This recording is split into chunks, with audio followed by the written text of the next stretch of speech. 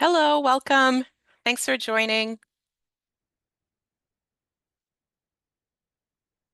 Hi, everybody. We'll get started very shortly. Thanks for joining.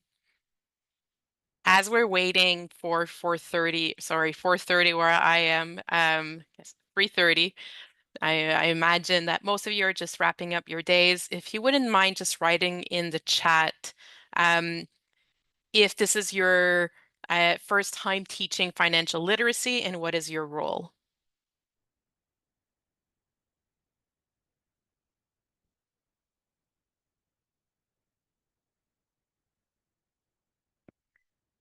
Hi, welcome everybody joining us. We'll get started very shortly at 3:30.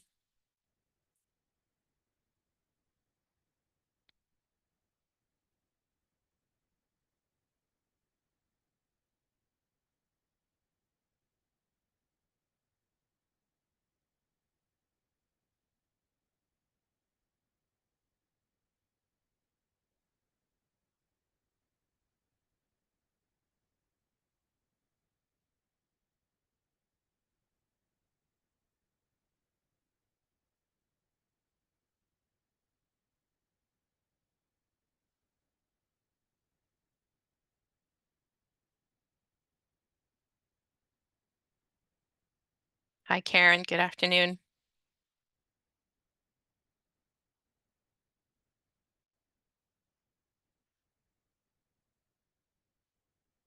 So we'll give it about another minute. I imagine a lot of people that are joining are just wrapping up the school day. Superintendent of Learning, you do not teach financial literacy. Thanks, Dawn, for sharing.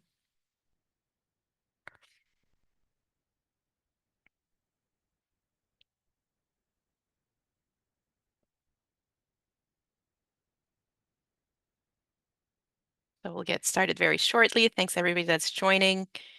If you're just joining us, if you wouldn't mind just writing in the chat where you're joining us from today and if this is your first time teaching financial literacy and what is your role? So, educational consultant, okay, helping with Francophone School Division.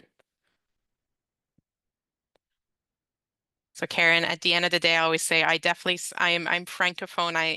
At the end of the day, I definitely sound more Francophone. So I'm sure you'll pick up and everybody else will pick up a bit on my accent. So great. Just for sake of respecting everybody's time, let's get started. So first of all, thank you so much, everybody, for joining this webinar today. Um, we should be together for about between 30 minutes and 40 minutes, depending on the amount of questions.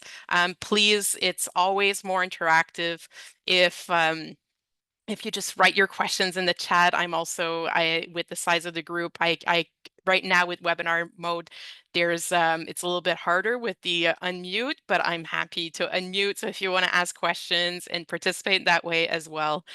So let's get started. So welcome to Financial Literacy. Today's focus is really emphasizing the new Financial Literacy 10 course and how myBlueprint can support you in terms of curriculum, resources, but also the features we have in Education Planner. So let's start with a little question. So when you're looking at all these cute little dogs and you think of your students, so on a scale of 1 to 9, how would you rate how your students feel about their financial future? So just take a moment just to write in the chat.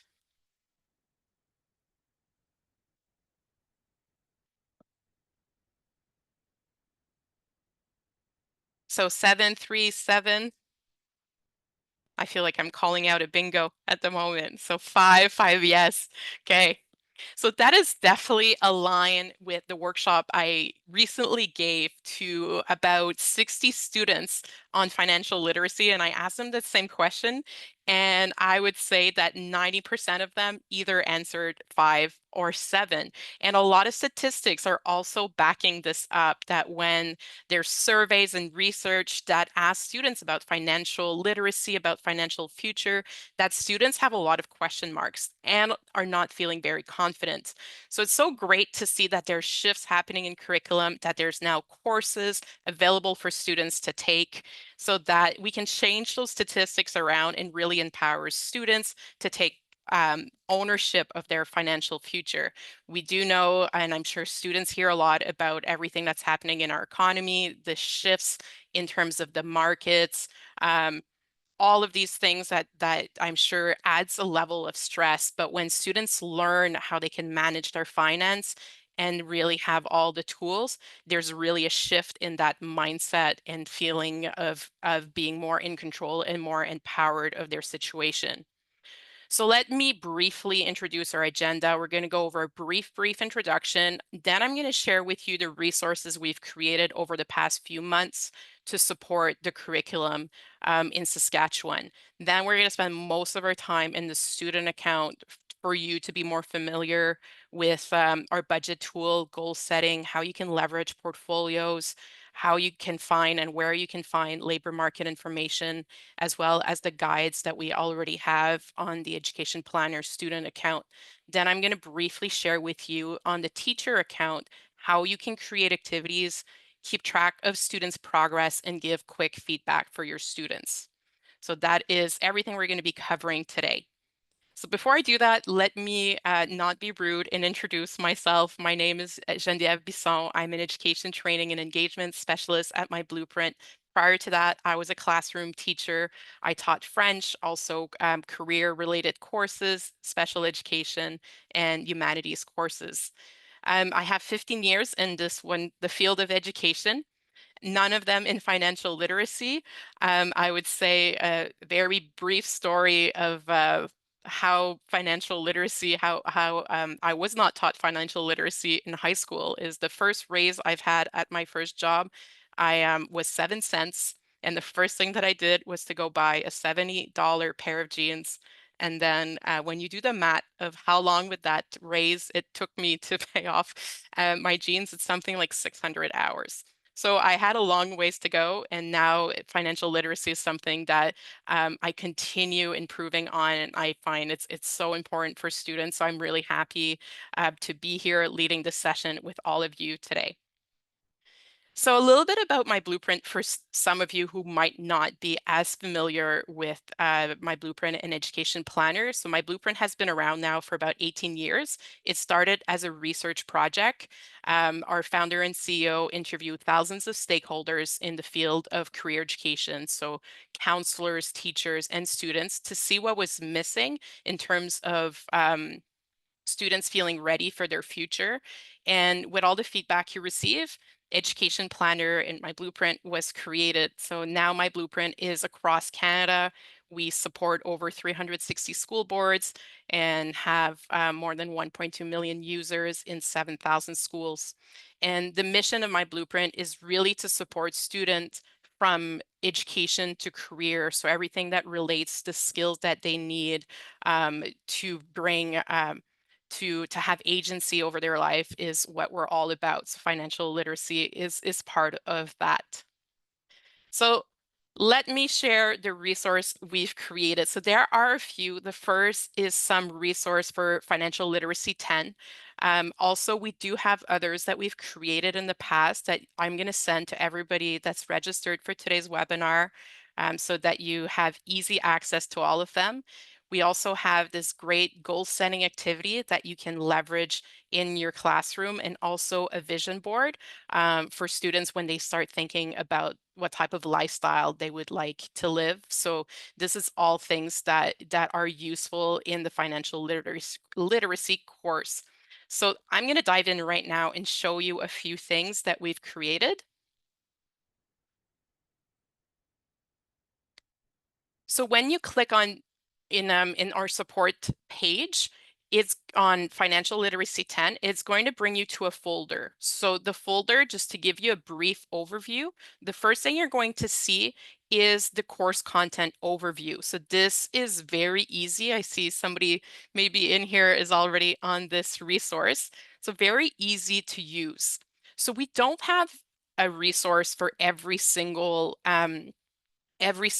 learning outcome. We do have a lot, especially when it relates to careers or budgeting.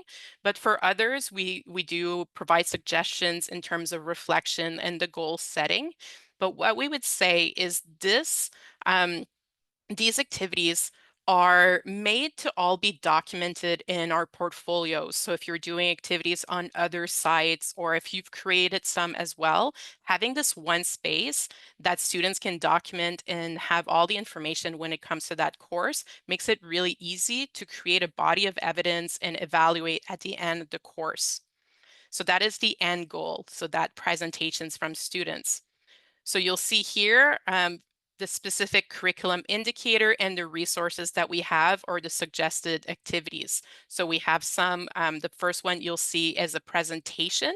So it wasn't tied to a specific curriculum indicator, but it really introduces financial literacy for students who might have never had a financial literacy course. So what is it all about, and what are the things that they're going to be covering in that course? So some of the activities are about financial mindset, or about, we have discussion cards. We also have a student guide. So you'll find everything through here. And also you could find it by clicking the units and then finding the activities that are linked to it. So here, for example, let me show you an example of financial literacy self-assessment, giving that space for students to rate how they are at the beginning of their course in terms of different things related to their knowledge of financial literacy. So this is a really good tool as well for a before and after, just to get that baseline of what students already know and what they're curious about. And then at the end of the course to see if there's been shift in their ratings. So we have a lot of resource. As I mentioned, I would invite everybody to go and explore them. One of them that is the longest is the financial literacy part of budgeting that comes, it's a comprehensive student guide. So this student guide goes over budgeting, brings a lot of resources. Their students have a tool to capture their learning, an assessment, self-assessment, budgeting specific, and then looking at different things. For example, what are needs versus wants, something I'm sometimes when I'm shopping still trying to figure out, but just a fun activity to bring light to it. So students have resources, and then the goal of this one, so we tied it to post-secondary, is students needing to do a presentation by finding a post-secondary program that they're interested in, finding all the information that is required, and then creating a clear plan. So in this guide, there's also the sales tax in Saskatchewan, explains how to do it, and then there's activities that are all linked. And it ends with a student presentation, and then they have feedback form, as they are in this case encouraged to go and present to one of their peers before they present to their teacher. So those are some of the resources that we have. Now let me show you in myBlueprint what that looks like in a more practical way in terms of the ties between the lessons and everything that we've created. Before I do that, I do want to get a little bit more of a sense of how familiar you are with the platform. So this is going to let me know how much I need to dive in some of the things. If you're brand new, if we have people here that are brand new, just so that you feel fully confident at the end to be able to go and leverage myBlueprint in your classroom. So I'm just going to launch a poll, and should appear. So how familiar are you with myBlueprint? So beginner. Okay, great. Okay, it seems like beginner for the win so far. Okay, and a few and novice. Okay, that's great to know. Thank you, everybody. That's going to really help me just to make sure that everything is crystal clear and that you understand everything in the platform. Great. Thank you very much. Okay, so we are now in the student account. So the first thing students are going to see is the dashboard, and I'm going to now just highlight everything that is tied to the course that you're teaching, starting with portfolios. And I start there as as I mentioned, a really good way to capture student learning, to create that body of evidence, and to use it for assessment. So for students to create a portfolio, it's quite easy. All they need to do is to go to add portfolio and then create a title. So in this case would be financial literacy. And then they would start customizing their portfolio. So updating a banner, choosing an avatar, and then they can start adding things on in their portfolio. So for today, it's going to be a lot easier for me to show you one that I've already created. So that you kind of see an end goal of what a financial literacy portfolio could look like. So here, students would have goals that they've set. They would have budgets that they've created. If you have activities related to taxes or activities related to investment, all of it, all the activities could go there as well. So students can add occupations that they're interested in, labor market information, self-assessment, reflections, and so forth. So really creating here a full body of evidence. Just want to mention as well, so it could be used for the whole course. I do see some teachers using it a little bit different. Maybe you want to divide the different portfolios to say, okay, I want students to create one for budgeting, then one for investment, and separate them that way. Or if you want, you can also create tags as a teacher or encourage students as well to create tags here to let me add one. So they would click on the lines beside one of the box they've added, and then here I could create, let's say, budget, a budget tag, and then everything I create that is linked to budget would be tied to the artifacts. So easy way here to organize a portfolio. Students could also color code it. So again, let's say everything to budget is in orange, making it easy for them to filter through, especially if they're adding a lot of things in their portfolio as evidence of their learning. So let me now show you a few things in a portfolio. So one of the things that I would like to highlight, I'm not touching the right button, one moment, there we go, is the add box. So this is where they would add things to their portfolio, starting with add media. So add media gives students choice of how they would like to communicate their learning. So students can add pictures, videos, audio, or links, so external links, or files as well. So if I would click on file, students can add directly from their school drive or their personal computer account. So if they do an activity and they would just they would like to upload it afterwards to their portfolio, they can easily do that. What's great with all these options here is that if students just want to do weekly reflection, or if they're not people that want to do, long written reflection, this gives them a little bit more choice of how they can communicate their learning. So under add box, you have add a journal. So again, this is really good for exit tickets at the end of your courses or for weekly reflection or ongoing reflection. There are a lot of things in the new curriculum that require students to reflect. So maybe the title is the piece of reflection at the end of the unit and asking student to write a description. Let me give you an example of this. So one of the activities that we've created is about discussion. It's a series of discussion cards. So students are encouraged to go talk with their peers. And at the end, there's a reflection of what was your biggest takeaway? What is something you learned about your peers and something you learned about yourself? So being able to do this experience, add a layer to that experiential learning by documenting in one place is really helpful for students, just to keep track and really build that accountability and that agency, and for students to go and look at their journal from the beginning of the course to the end as well and see their progress. Portfolios are really good for that. You know, if you have students at the beginning that the rating, the self-assessment, and they can see everything that they are doing and everything that they're learning, and then they're doing that self-assessment again, they can really have that body of work and that showcase everything that they're learning, and then they can self-assess and have hopefully a higher score.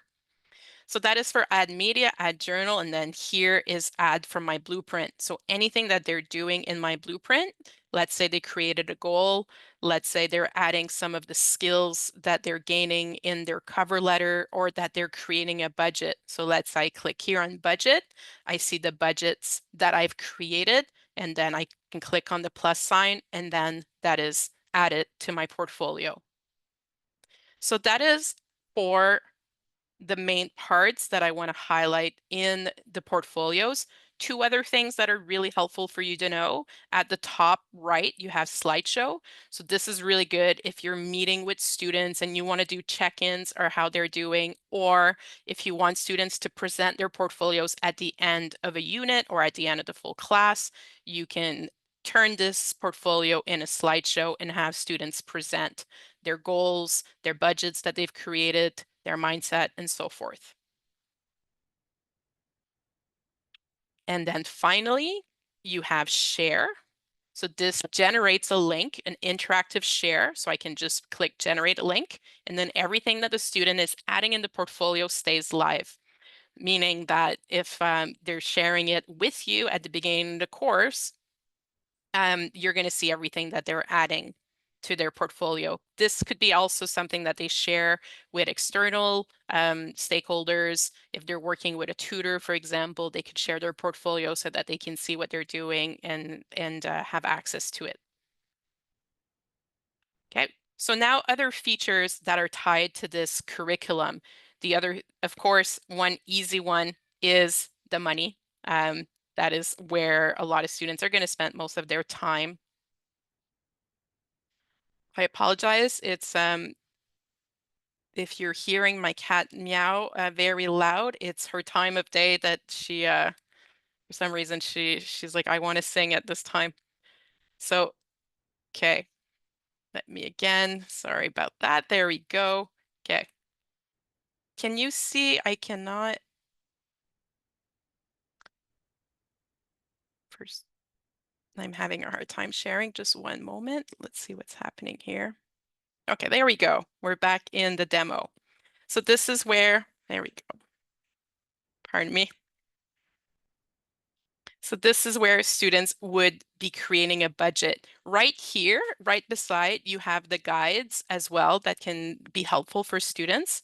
And then for student to add a budget, they would just simply click on add a budget name. So let's name it post-secondary, give a time, and then add budget. So now they would start adding things. So very simple, they would go add income and expenses. So to add an income, they click, and then here it's easily divided for students to be able to really visualize where are their income coming from. Are they coming from saving, work income, family contribution, and so forth. And then they would write a brief description, a frequency, and an amount. If students don't have any ideas, most of our features come with the need ideas, and then they could see here an example.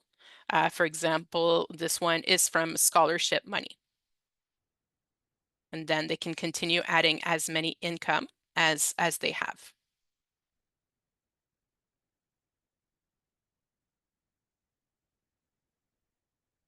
And then the same thing for expenses, divided the same way. So what type of expenses is this? Write a description, what is the frequency, and what is the amount? And then they would add their expense. So very easy, and then it makes a nice visual. So let me show you one that I've already created. So this one for post-secondary, students can see this nice green, which is nicer than red, very Christmassy, but we definitely want to see more green than red. A lot better for students and for anybody creating a budget, really.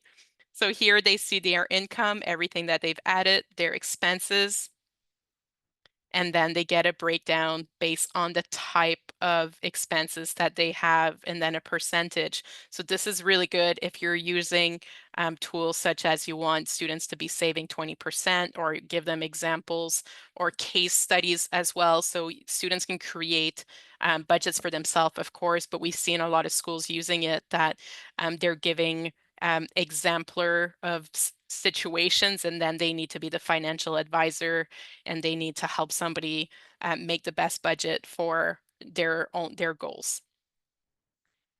So here they would see, and then when they're done, they could add it to our portfolio or present it to you. With our portfolio, so if I click here on the three dots, I can also edit it at any time, add it to a portfolio, make a copy, or remove it. So that is for the money tool. Right under, you have guides. So we have two guides that are pretty helpful, I would say, for one, just a general budget and finance. So here they would see what is an overview, what are income and expenses, credit and debt. So already good material that are there for you to have access to and to encourage students to read it. And then we also have one for paying for post-secondary. So different ways that they can gain income and create goals when it comes to paying for their post-secondary. I'll just highlight one thing that's important for students to know as well, especially when it links to the curriculum and the activity that we've created, is for students to go and see what does post-secondary cost. So let's say you have a student that is interested in learning about the cost of university. So they could go and click on college and university, and here they could filter through the thousands of programs we have in our database that is across Canada. So let's say we have a student that is interested in business and they are wanting to find the right program for them. Then see we have over 2,000 programs. So let's see if a student wants to stick to their province. So let's filter down to Saskatchewan.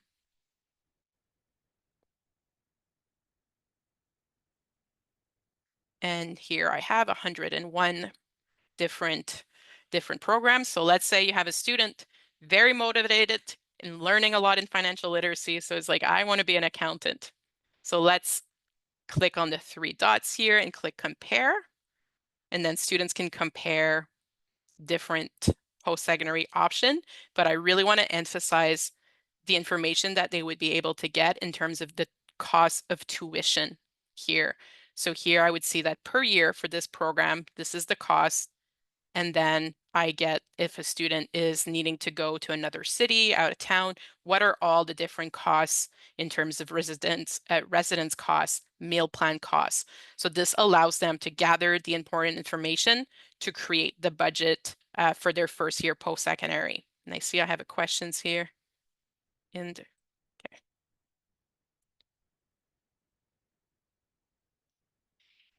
It is, so that is a good question. It is being, or it was, let me check in because it was under, um, it was under translation not that long ago. And my colleague Natalie, who's here at the moment, might as well know. If it's not already out, which I actually think it is, let me confirm that to you by the end of this session.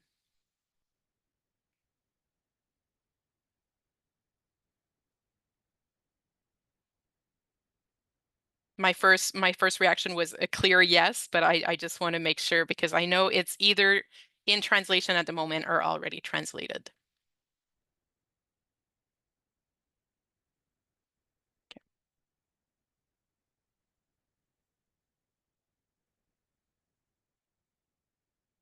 For some reason today the share button is, there we go. Okay, we are back in our education planner. Okay, so other things I want to point out are so that we have the money, the post-secondary where students could go and find. There's also the students' ability to go and get information for specific occupations when it comes to labor market information. So we have over 500 different occupations in our database. So let's just click on one. let's say a student is interested in becoming a biochemical engineer, and then students here can get an overview with a little bit of estimated salary and an outlook in general, but they would get more information in the outlook um, tab here that they could find here per province. So what are the data, the job outlook in that specific province, and then they could click and find information, more regional data from a government site, salary ranges, and employment growth in Canada. So good labor market information for students to make an informed decision about post-secondary options and occupations.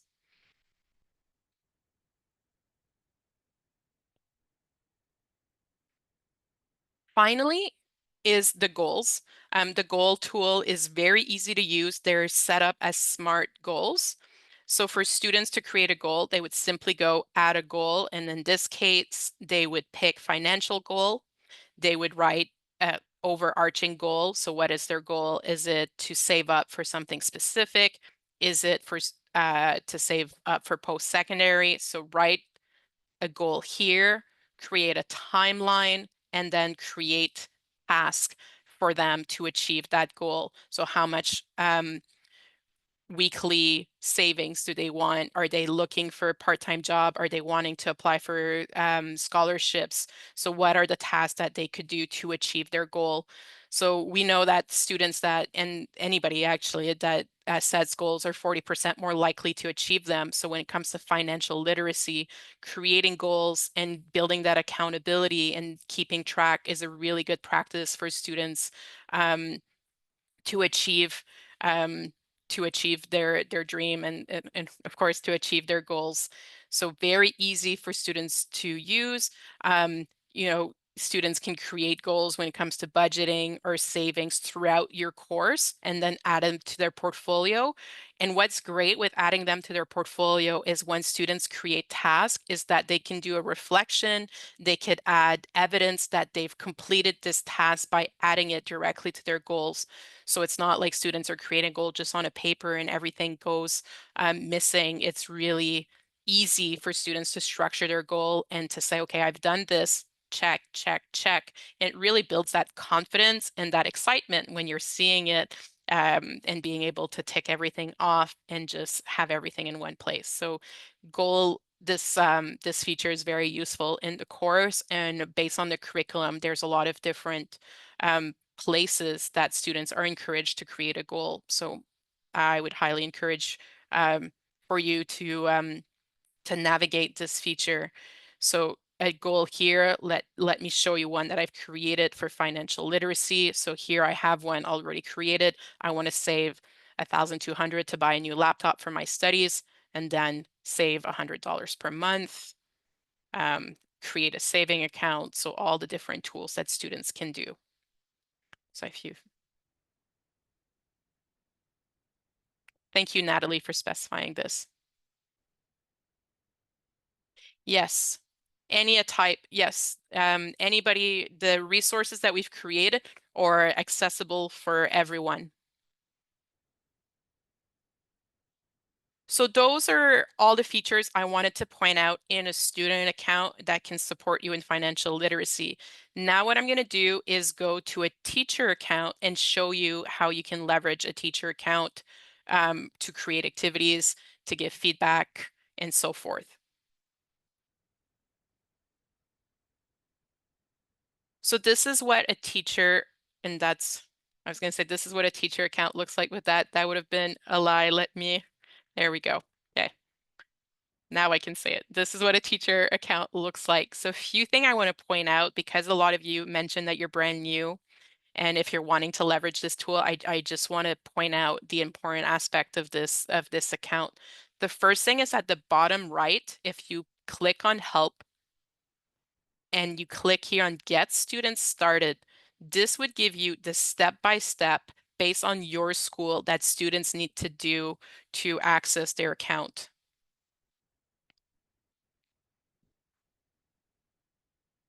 Again, apologies, I keep on getting on. There we go. Okay, we're back. There we go. So step by step, very easy. You can download it, you can share it with your students, and then after how they can log in. So very easy here to access.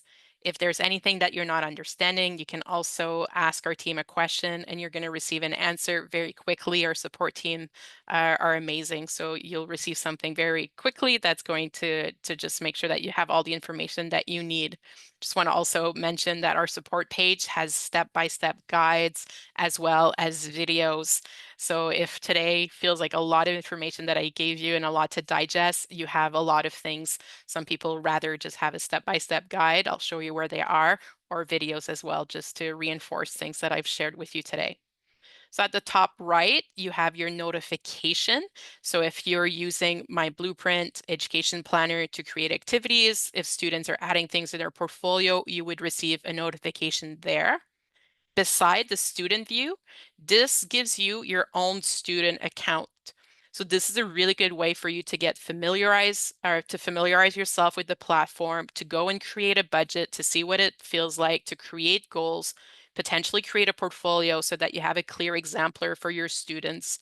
Just get familiar with it.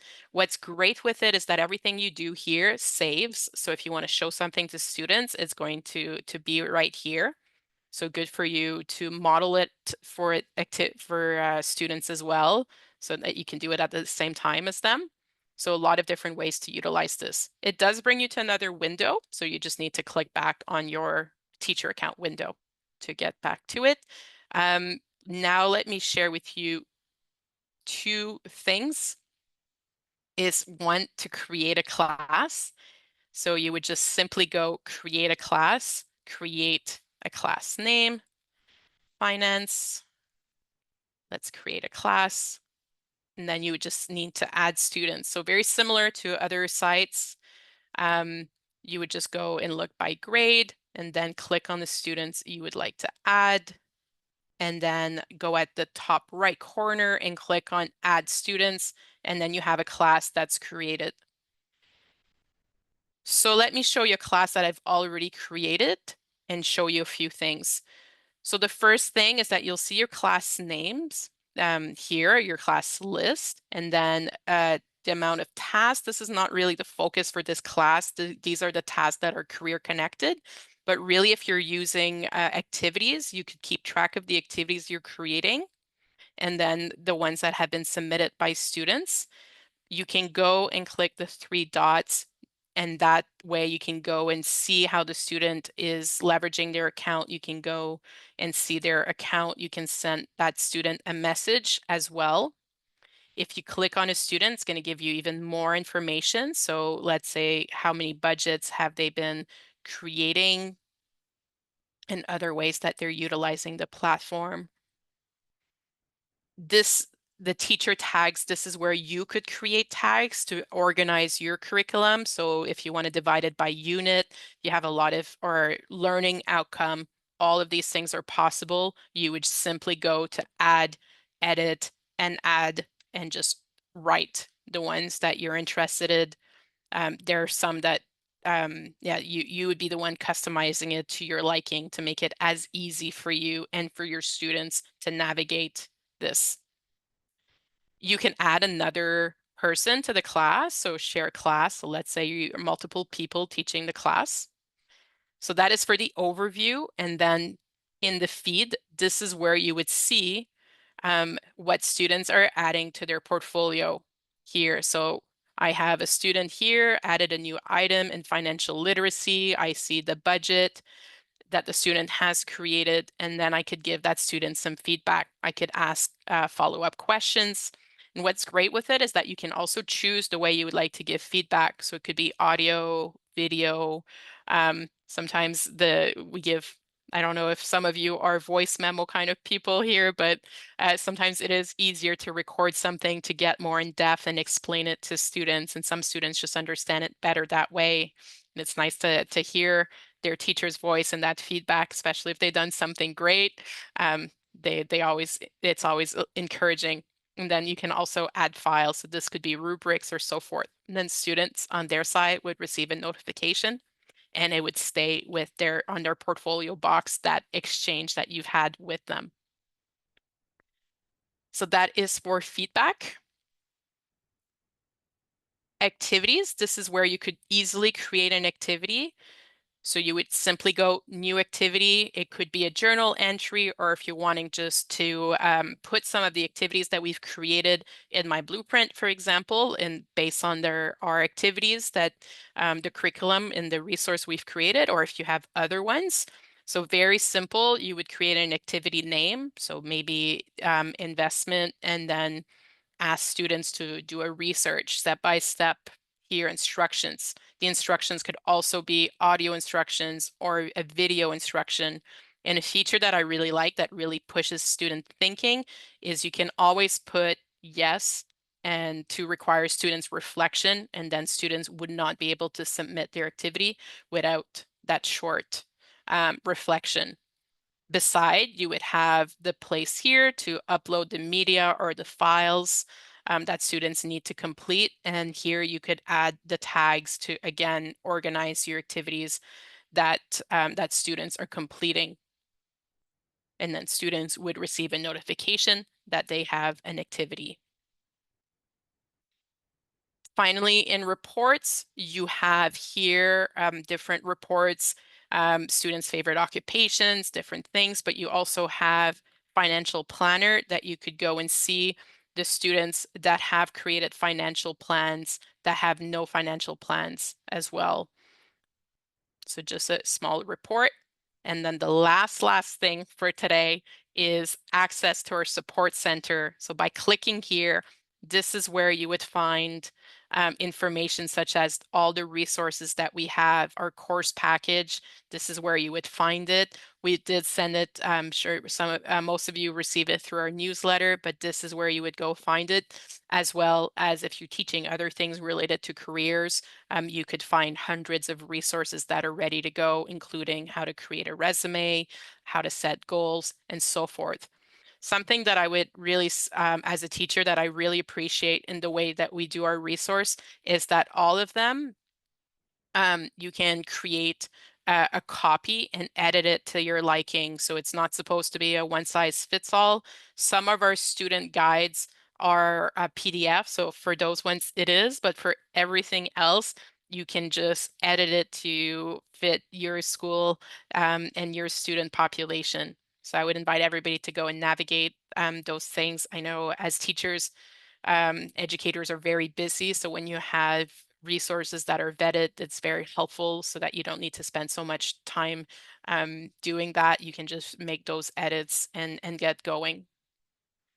So that is everything that I wanted to share with you today in terms of our features and in terms of our resources. Two other small things, if there's questions, I'm happy to take them. But I do want to mention that we have, and I think it's really linked to financial literacy. That is why I'm sharing it. We have a collaboration with the World Economic Forum on Strategic Intelligence Academy, which is a new tool that they're using. It's going to be free for people that are licensing myBlueprint, so all of our partners, and this is just a launch. So this is for them to, for students, it's going to be a student-facing tool for them to understand how the industries correlates. There's aspects of finance to their tool. So I just wanted to invite everybody, if you're interested. It's going to be, I guess, at lands on 11/15. It's also going to be pre-recorded. So if you register here, you're also going to receive the recording afterwards. So you can leverage that tool in your classroom. So that is all that I wanted to share with you today. As always, we always try to improve our webinars, and hearing from you is really the way that we can do so. So I would really appreciate if you took 2 minutes to offer some feedback. What was the most useful? If there's anything else that you still have question marks, please don't hesitate. I can follow up with you, as I will have your email directly to send you the information that you need or answer your questions. So I'm going to see as well in the chat. Thank you, Natalie,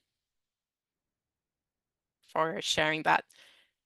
So if there's any questions, you can just write it in the chat. And if it's one of those questions that is long to write and easier to speak, do let me know. I am happy just to unmute that functionality. And if not, I hope everybody has a wonderful rest of your day. I hope this session was useful, and I hope you're enjoying teaching the financial literacy class. And thank you again for your time.